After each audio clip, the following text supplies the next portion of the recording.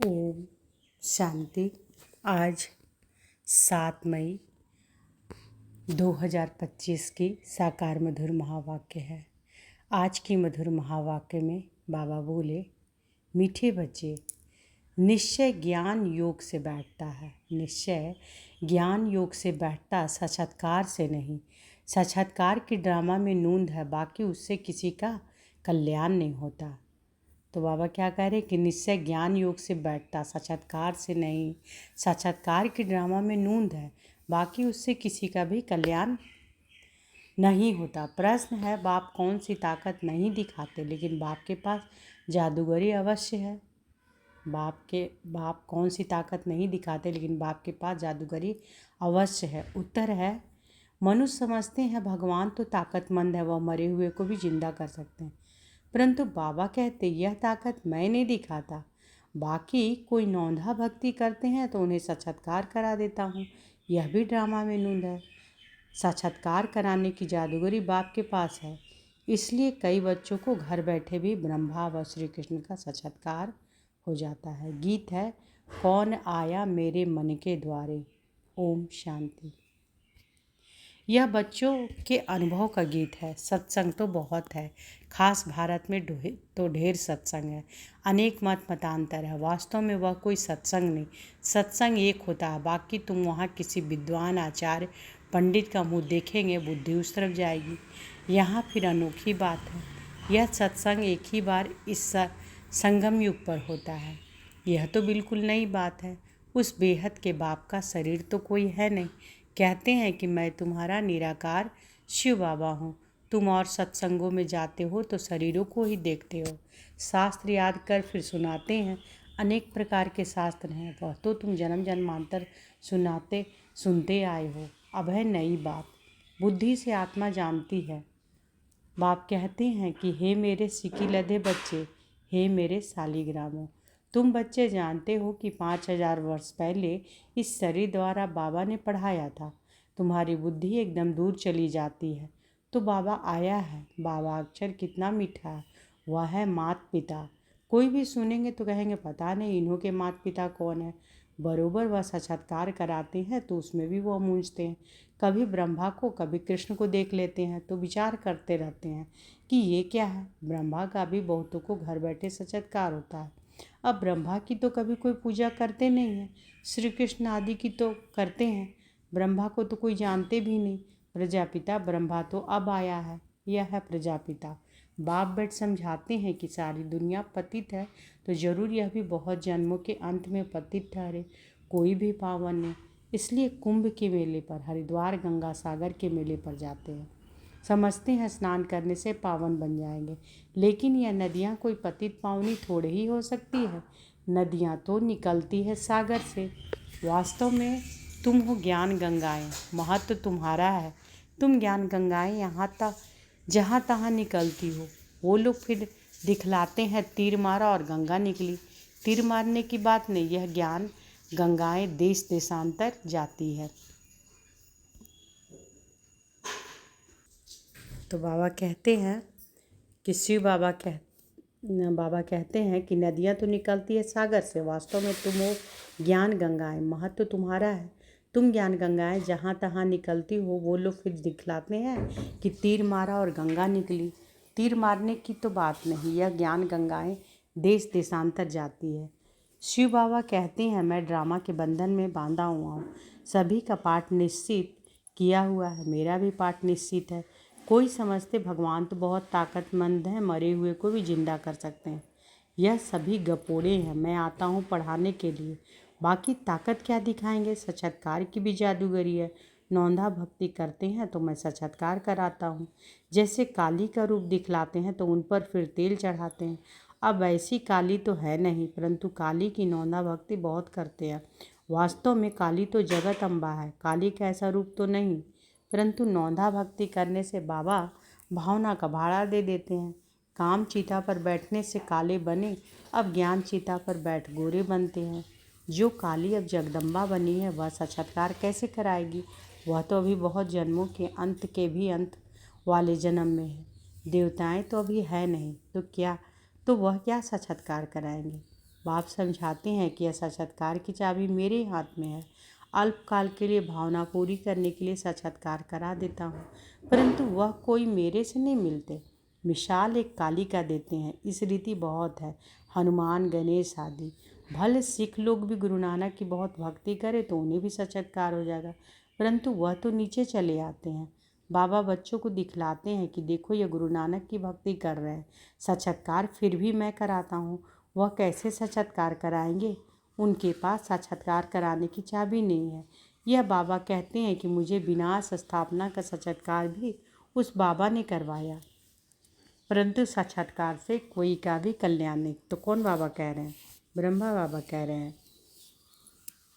यह बाबा कहते हैं कि मुझे विनाश स्थापना का साक्षात्कार भी उस बाबा ने कराया, परंतु साक्षात्कार से कोई का भी कल्याण नहीं। ऐसे तो बहुतों को साक्षात्कार होते थे, आज वह है नहीं। बहुत बच्चे कहते हैं कि हमको जब साक्षात्कार हो तो निश्चय बैठे, परंतु निश्चय साक्षात्कार से नहीं हो सकता। निश्चय बैठता है ज्ञान और योग से।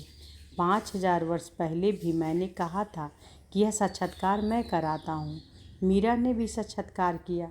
ऐसा नहीं कि आत्मा वहाँ चली गई, नहीं, बैठे बैठे साक्षात्कार कर लेते हैं, लेकिन मेरे को नहीं प्राप्त कर सकते।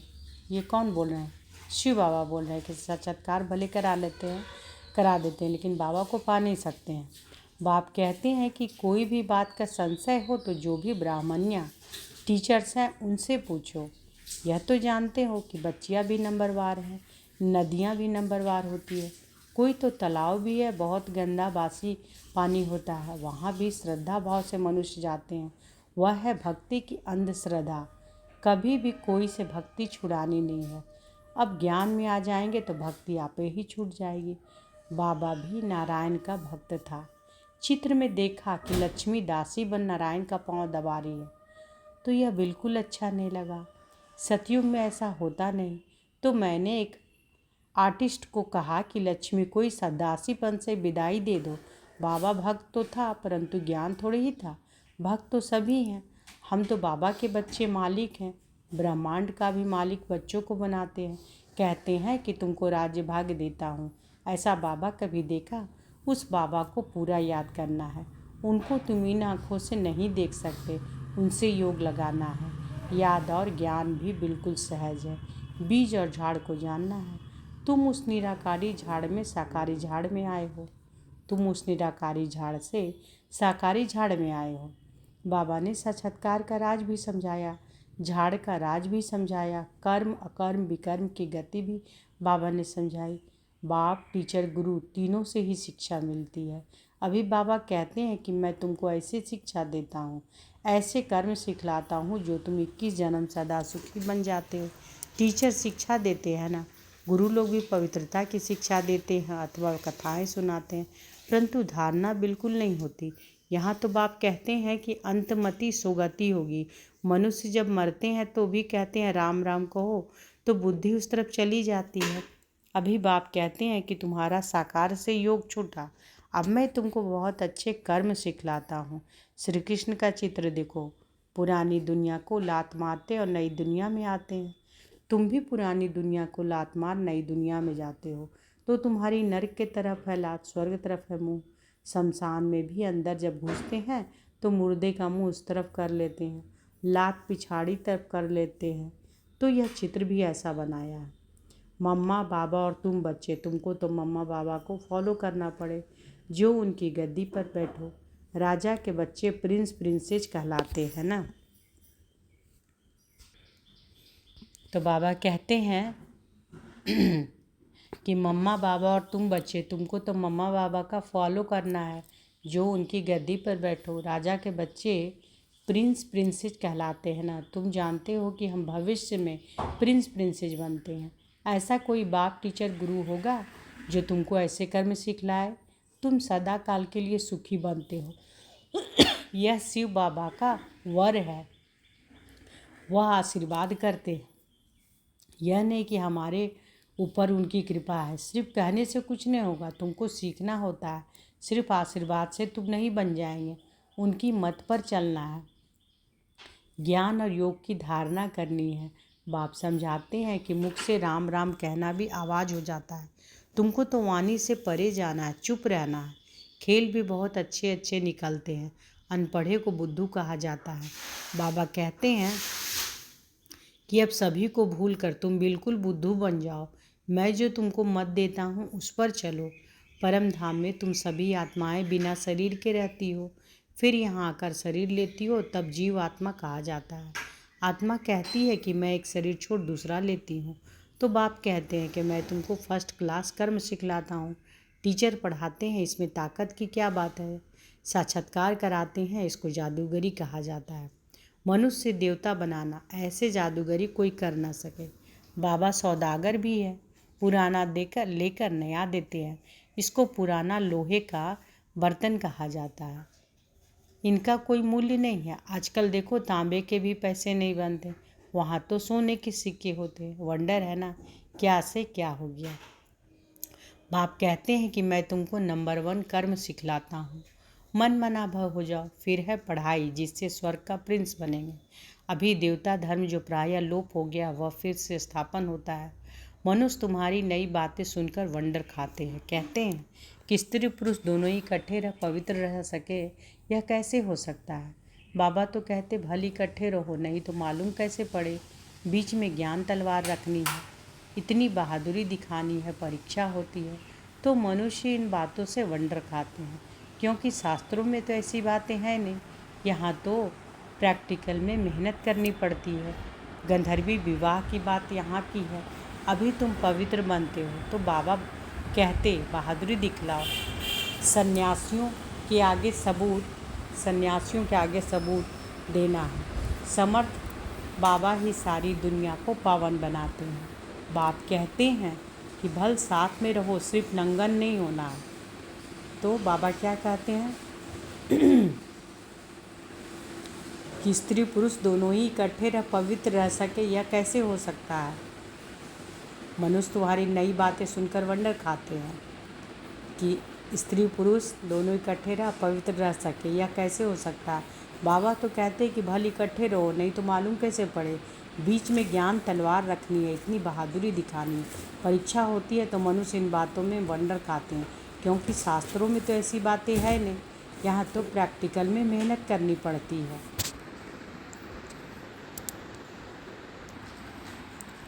तो बाबा कहते हैं कि यहाँ तो प्रैक्टिकल में मेहनत करनी पड़ती है। गंधर्वी विवाह की बात यहाँ की है। अभी तुम पवित्र बनते हो तो बाबा कहते बहादुरी दिखलाओ। सन्यासियों के आगे सबूत देना है।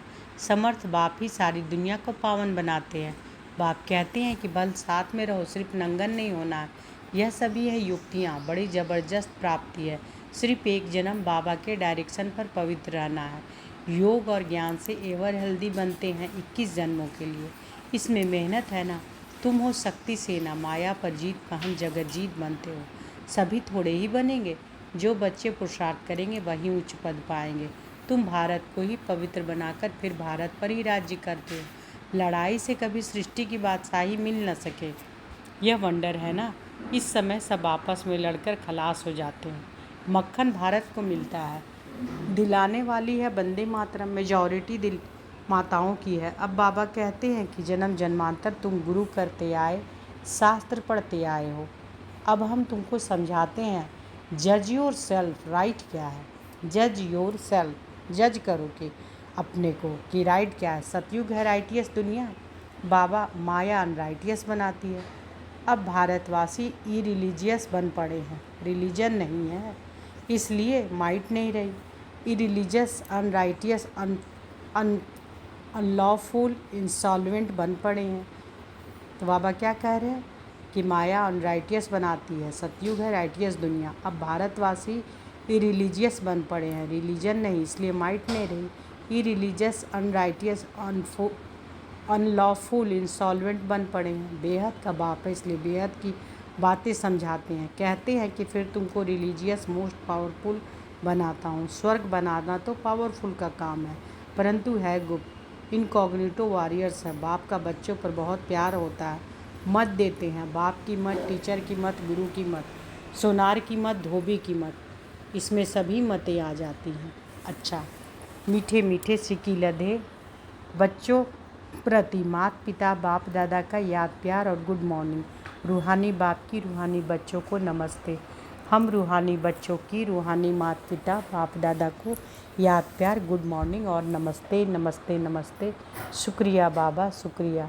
धारणा के लिए मुख्य सार पहला है, इस एक अंतिम जन्म में बाप के डायरेक्शन पर चल घर गृहस्थ में रहते पवित्र रहना है, इसमें बहादुरी दिखानी है। दूसरा, श्रीमत पर सदा श्रेष्ठ कर्म करने हैं, वाणी से परे जाना है, जो कुछ पढ़ा व सुना है उसे भूल बाप को याद करना है। बाबा ने आज वरदान दिया है, तो अनुभव करें कि बाबा का वरद हस्त हमारे सिर पर है और बाबा ने वरदान दिया, परिस्थितियों को गुड लक समझ अपने निश्चय के फाउंडेशन को मजबूत बनाने वाले अचल अडोल भव। परिस्थितियों को गुड लक समझ अपने निश्चय के फाउंडेशन को मजबूत बनाने वाले अचल अडोल भव। कोई भी परिस्थिति आए तो आप हाई जंप दे दो, क्योंकि परिस्थिति आना भी गुड लक है। यह निश्चय के फाउंडेशन को मजबूत करने का साधन है। आप जब एक बारी अंगद के समान मजबूत हो जाएंगे तो यह पेपर भी नमस्कार करेंगे। पहले विकराल रूप में आएंगे और फिर दासी बन जाएंगे। चैलेंज करो कि हम महावीर हैं। जैसे पानी के ऊपर लकीर ठहर न सकती, ऐसे मुझ मास्टर सागर के ऊपर कोई परिस्थिति वार नहीं कर सकती। स्व स्थिति में रहने से अचल अडोल बन जाएंगे। तो बाबा क्या कह रहे हैं कि स्व स्थिति में रहने से अचल अडोल बन जाएंगे। कोई भी परिस्थिति आए तो हाई जंप दे दो, क्योंकि परिस्थिति आना भी गुड लक है। यह निश्चय के फाउंडेशन को मजबूत करने का साधन है। आप जब एक बारी अंगद के समान मजबूत हो जाएंगे तो यह पेपर भी नमस्कार करेंगे। पहले विकराल रूप में आएंगे और फिर दासी बन जाएंगे। चैलेंज करो कि हम महावीर हैं। जैसे पानी के ऊपर लकीर ठहर नहीं सकती, ऐसे मुझ मास्टर सागर के ऊपर कोई भी परिस्थिति वार कर नहीं सकती। स्व स्थिति में रहने से अचल अडोल बन जाएंगे। स्लोगन है आज का, पुराने वर्ष को विदाई देने के साथ साथ कड़ुएपन को भी विदाई दे दो। पुराने वर्ष को विदाई देने के साथ साथ कड़ुएपन को भी विदाई दे दो। आज के अव्यक्त इशारे हैं। अव्यक्त इशारे पर कल मेडिटेशन योग का एक योग कमेंट्री मैं अपलोड की हूँ, तो आप सब उसको अभ्यास कीजिएगा। अपने पवित्रता के स्वरूप का अभ्यास करेंगे। कल मैं अपलोड की हूँ इसी चैनल में। तो आज के अव्यक्त इशारे हैं, रूहानी रॉयल्टी और प्योरिटी की पर्सनालिटी धारण करो। यदि वरदाता और वरदानी दोनों का संबंध समीप और स्नेह के आधार से निरंतर हो और सदा कंबाइंड रूप में रहो तो पवित्रता की छत्रछाया स्वतः रहेगी। जहाँ सर्वशक्तिवान बाप है वहाँ अपवित्रता स्वप्न में भी नहीं आ सकती। जब अकेले होते हो तो पवित्रता का सुहाग चला जाता है।